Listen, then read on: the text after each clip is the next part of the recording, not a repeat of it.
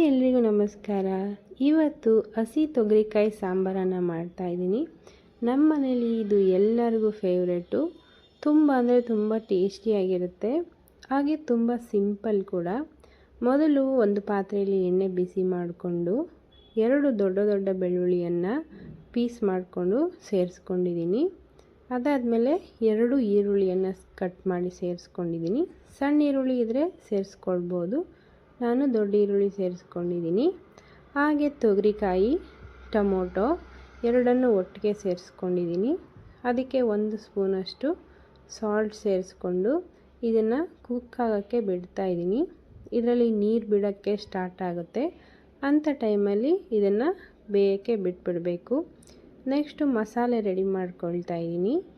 2 ಚಮಚದಷ್ಟು ಜೀರಿಗೆ, 2 ಚಮಚದಷ್ಟು ಸೋಂಬು, ಹಾಗೆ ಅರ್ಧ ಹೋಳಷ್ಟು ತೆಂಗಿನಕಾಯಿ, ಅದನ್ನು ಪೇಸ್ಟ್ ಮಾಡಿಕೊಳ್ಬೇಕು. ಮನೆಯಲ್ಲೇ ರೆಡಿ ಮಾಡ್ಕೊಂಡಿರೋ ಸಾಂಬಾರು ಪೌಡರು 2 ಚಮಚ ಸೇರಿಸ್ಕೊಂಡಿದ್ದೀನಿ ದೊಡ್ಡ ಚಮಚದಲ್ಲಿ. ಸಾಂಬಾರು ಪೌಡರ್ ಇಲ್ಲ ಅಂದರೆ ಚಿಲ್ಲಿ ಪೌಡರ್ ಕೂಡ ಸೇರಿಸ್ಕೊಳ್ಬೋದು. ಅದನ್ನು 2 ಸೆಕೆಂಡ್ ಫ್ರೈ ಮಾಡಿಕೊಂಡು ರುಬ್ಕೊಂಡಿರೋ ಮಸಾಲೆ ಸೇರಿಸ್ಕೊಂಡು ಎಷ್ಟು ಬೇಕು ನೋಡಿಕೊಂಡು ನೀರನ್ನು ಸೇರಿಸ್ಕೊಳ್ಬೋದು. ನಿಮಗೆ ಯಾವ ಥರ ಬೇಕು, ಗಟ್ಟಿಯಾಗಬೇಕಾ ತುಂಬ ಲೂಸ್ ಆಗಬೇಕಾ ನೋಡಿಕೊಂಡು ನೀರನ್ನು ಸೇರಿಸ್ಕೊಳ್ಬೋದು. ನಾನು ಮೀಡಿಯಮ್ ಗಟ್ಟಿಯಾಗಿ ಮಾಡ್ಕೊಳ್ತಾ ಇದ್ದೀನಿ. ಇವಾಗ ಕುದಿ ಬರ್ತಾ ಇದೆ. ಇದಕ್ಕೆ ಹುಣಸೆ ಹುಳಿಯನ್ನು ಸೇರಿಸ್ತಾ ಇದ್ದೀನಿ.